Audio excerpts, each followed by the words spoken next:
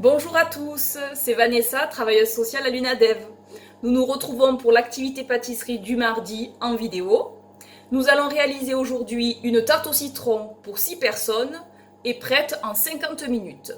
Donc comme d'habitude, je porte un tablier, une toque avec le logo de l'UNADEV, #fidèle au poste. Je me suis lavé les mains, j'ai nettoyé et organisé mon plan de travail. C'est-à-dire que d'un côté, j'ai les ingrédients et de l'autre, les ustensiles. Donc, concernant les ingrédients, pour la pâte sablée que nous allons faire nous-mêmes, il vous faudra 250 g de farine, une pincée de sel, 125 g de beurre, 70 g de sucre semoule, 2 œufs et 5 centilitres d'eau. Pour la crème citron, il vous faudra 4 citrons de taille moyenne, 150 g de sucre semoule, une cuillère à soupe de maïzena, ainsi que 3 œufs. Pour passer aux ustensiles, il vous faudra un rouleau à pâtisserie, une râpe, une maryse, un fouet, un couteau, une cuillère à soupe, un presse-citron, un séparateur d'œufs si vous avez, une planche à découper, une balance parlante, des bols, 3 saladiers, un moule à tarte, une casserole, une plaque de cuisson ainsi qu'un four avec minuteur si vous avez. Donc voilà, on va pouvoir passer à la recette. Donc, nous allons commencer par la pâte sablée. Donc déjà, on va préchauffer le four à thermostat 6, donc 180 degrés. C'est ce que je vais faire. Voilà. Ensuite, il faut que vous sépariez le jaune du blanc des 2 œufs. Je l'ai déjà fait, donc moi je l'ai fait avec le séparateur d'œufs. Voilà. Ensuite, vous prenez un saladier. Vous allez y verser les 250 g de farine. Hop. Vous y allez ajouter une pincée de sel. Voilà. Ainsi que les 125 g de beurre coupé en morceaux. Donc c'est ce que je fais. Bon, il est un petit peu mou. Donc du coup, je vais le faire avec les doigts. Voilà. Donc une fois que vous avez fait ça, avec les doigts, il va falloir mélanger pour obtenir une pâte sableuse. Donc c'est ce que je fais. Hop, donc je mélange avec mes doigts.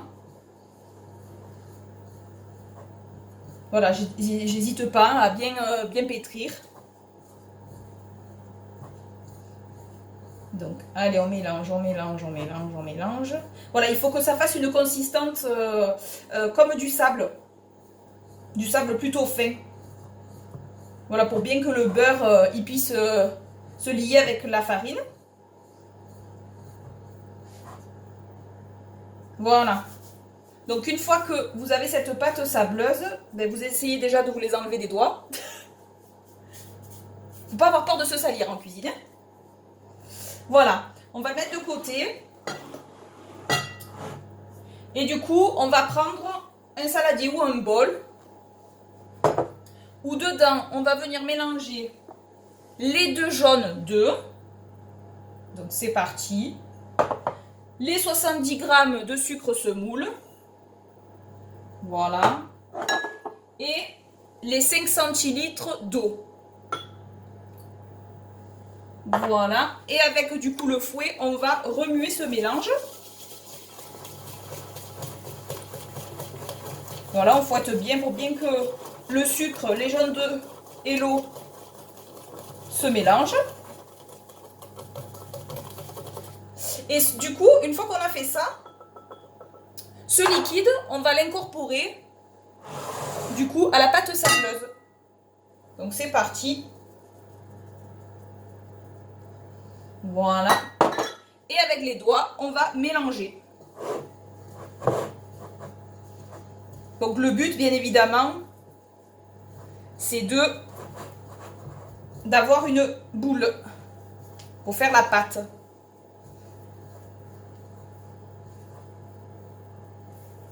Voilà, on n'hésite pas à bien mélanger avec les doigts.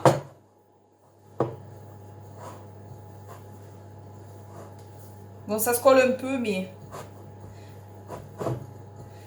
voilà, il ne faut pas hésiter à y aller franco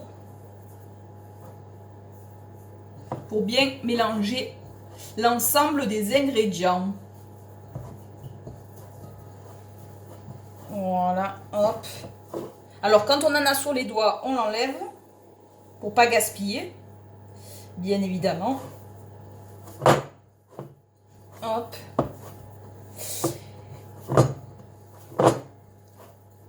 Alors, n'hésitez pas à bien écraser la boule pour bien que les ingrédients se lient entre eux. Donc, c'est ce que je suis en train de faire dans le saladier. Voilà, il y a une belle boule qui est en train de se former. D'une couleur jaunâtre. Du fait des jaunes d'œufs. Voilà. Donc là, j'ai bien ma boule. Je vais la déposer sur le plan de travail. Je vais enlever un petit peu mes ustensiles pour avoir bien de la place. Et les mettre dans l'évier. Voilà. Très important d'être organisé.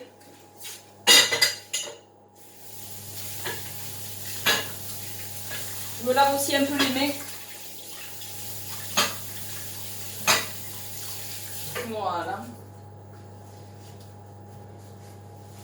Impeccable.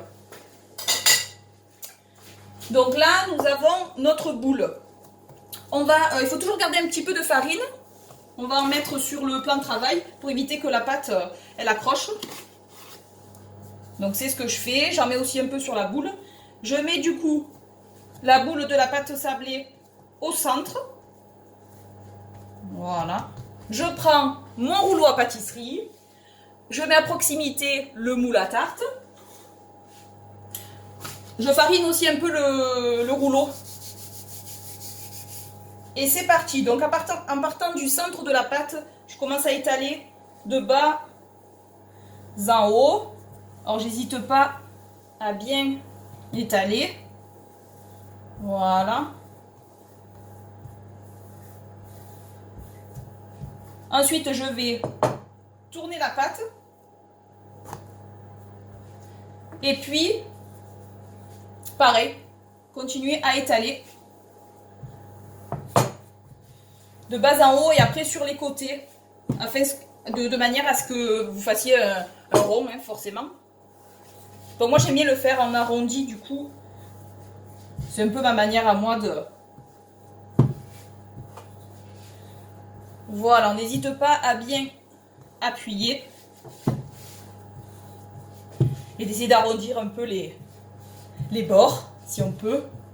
Pour le repère, on prend le moule, on le tourne et on regarde si la pâte dépasse aussi un peu des gros morceaux, c'est pas grave, on va les récupérer.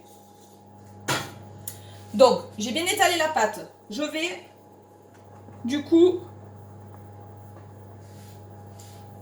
la déposer dans le moule. Donc, en fait, je la plie en deux et puis après, je la plie en quatre, comme une crêpe. Je prends le moule et la pointe du triangle, je vais la poser au centre du moule.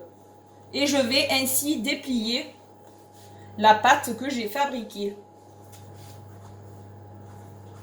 Donc pour le coup, j'ai un petit peu de trou et de la pâte qui dépasse. Donc avec un couteau,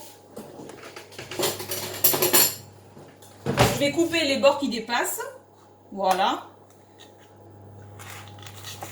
Je m'appuie sur le bord du moule.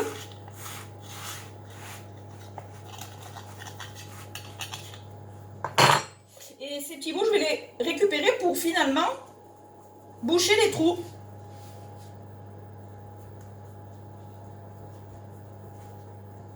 Voilà. Après, je fais les coins là, avec mes doigts. J'aplatis un petit peu pour que ça fasse un petit peu plus régulier. Il y a un côté esthétique. Un minimum en tout cas. Même si le principal, c'est que ça soit bon. Et voilà. La pâte sablée est prête. Donc en fait, on va l'enfourner pendant 20 à 25 minutes. Ça s'appelle cuire à blanc. Pour pas que la pâte elle lève, vous pouvez mettre des haricots pardon, secs. Voilà, ça évite qu'elle gonfle. Donc c'est parti. J'enfourne. Donc je mets le minuteur. Et je laisse cuire à blanc pendant 20 à 25 minutes. Alors ce que je vais faire, c'est que pour la suite de la recette, je vais un petit peu nettoyer mon plan de travail. Qui est sale. Et enlever tous les ustensiles dont je n'ai pas besoin. Voilà.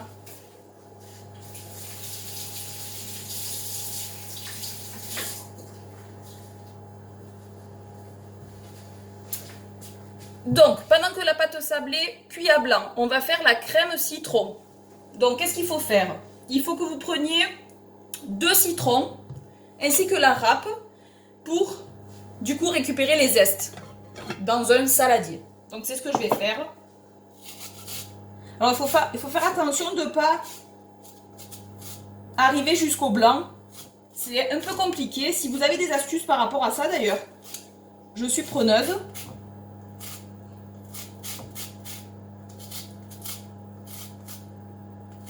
Voilà, donc là j'ai récupéré les zestes d'un premier citron, je vais faire le deuxième.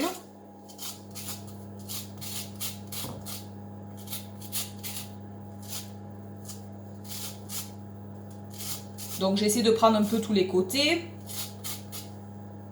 Super.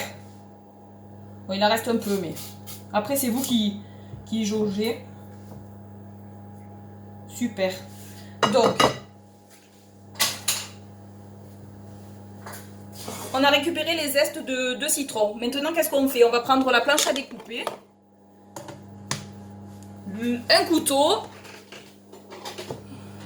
et on va couper en deux les 4 citrons. Hop. Un premier coupé, un deuxième coupé, un troisième et un quatrième. Parfait. On va ensuite prendre le presse-citron et presser du coup les 8 morceaux de citron. Donc, et de 1,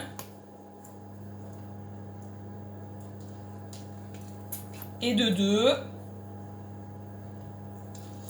et de 3, et de 4,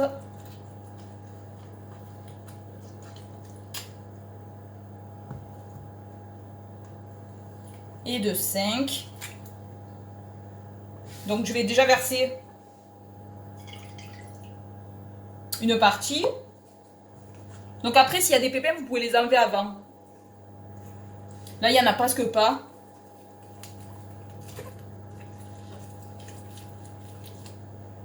« 6,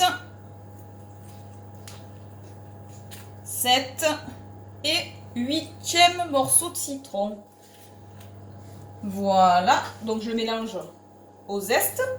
Ensuite, je vais y rajouter du coup les 150 g de sucre semoule ainsi que la maïzena. Voilà, je vais prendre le fouet et je vais remuer tout ça.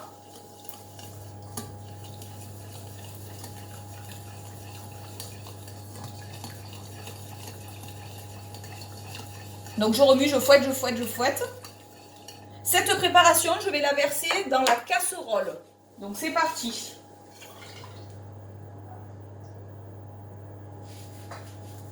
Et je vais faire chauffer à feu doux. Donc moi avec ma gazinière. Donc je remue un petit peu encore avec le fouet. Et il faut que laisser chauffer à feu doux. Impec. Ensuite, on va prendre le dernier saladier qui nous reste. On va y casser dedans les œufs. Alors, j'en casse un.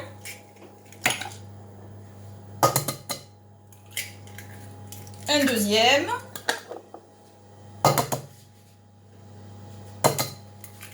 Et un troisième. Et avec le fouet, je fouette ces 3 œufs énergiquement pour qu'ils soient bien liquides. Impeccable. Une fois que j'ai battu les 3 œufs, je vais les rajouter à la préparation qui est dans la casserole. Donc je répète, dans la casserole, il y a les zestes de citron, de 2 citrons, le jus des 4 citrons, 150 g de sucre semoule, et puis la maïzena, une cuillère à soupe. Allez, c'est parti, je verse les 3 œufs dans la casserole. Je prends le fouet, et là je vais remuer énergiquement, et surtout continuellement, jusqu'à ce que la préparation épaississe. Voilà, donc c'est ce que je fais.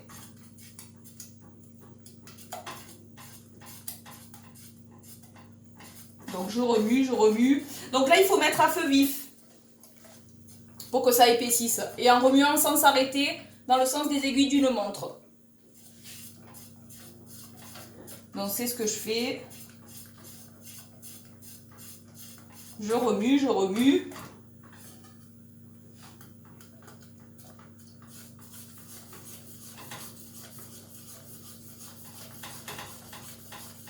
On le sent normalement quand ça a épaissi. Hein.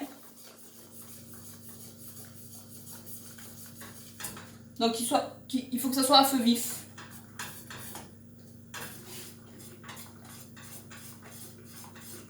En tout cas, ça sent très bon. Et ce sont des citrons du jardin que j'ai pris en plus.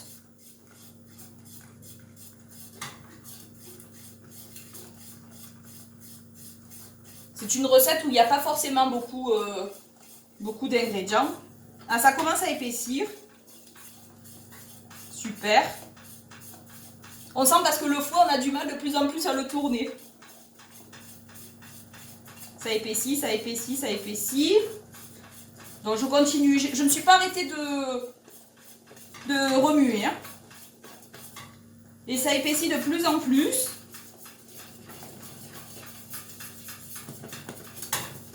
Super. Une fois que ça a bien épaissi, on arrête forcément le gaz.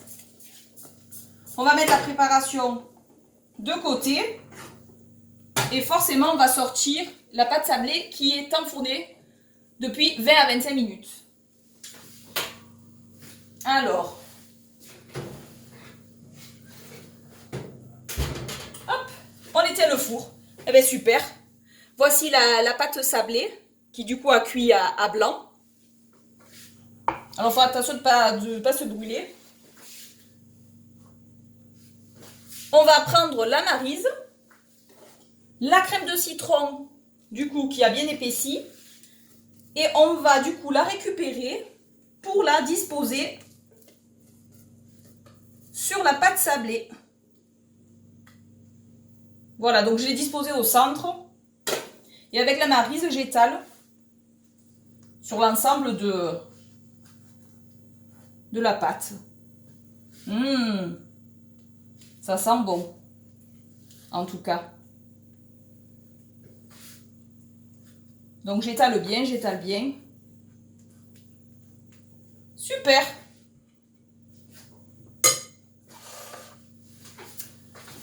Mais écoutez, je crois bien que la tarte au citron est prête.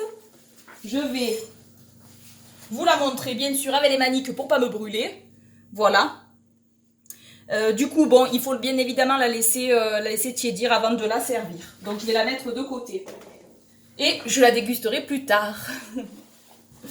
Donc pour cette recette qui est terminée, vous pouvez aussi y ajouter de la décoration, c'est-à-dire par exemple une meringue, en récupérant en fait les blancs d'œufs qui n'ont pas été utilisés pour la pâte sablée, avec du sucre glace et de la levure chimique.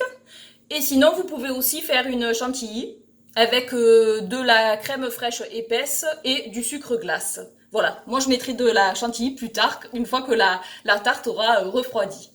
Donc pour clôturer cette vidéo, je vous rappelle que vous pouvez vous partager vos recettes et vos astuces sur le groupe Facebook Centre Régional UNADEF PACA, mais aussi sur le groupe Skype UNADEF Cuisine. Pour être aidé à l'intégration de ces groupes, vous pouvez nous contacter au 04 91 81 68 87. J'espère que cette vidéo vous a plu et qu'elle vous a donné envie de faire une tarte au citron. Je vous dis à bientôt pour une nouvelle recette. Au revoir à tous!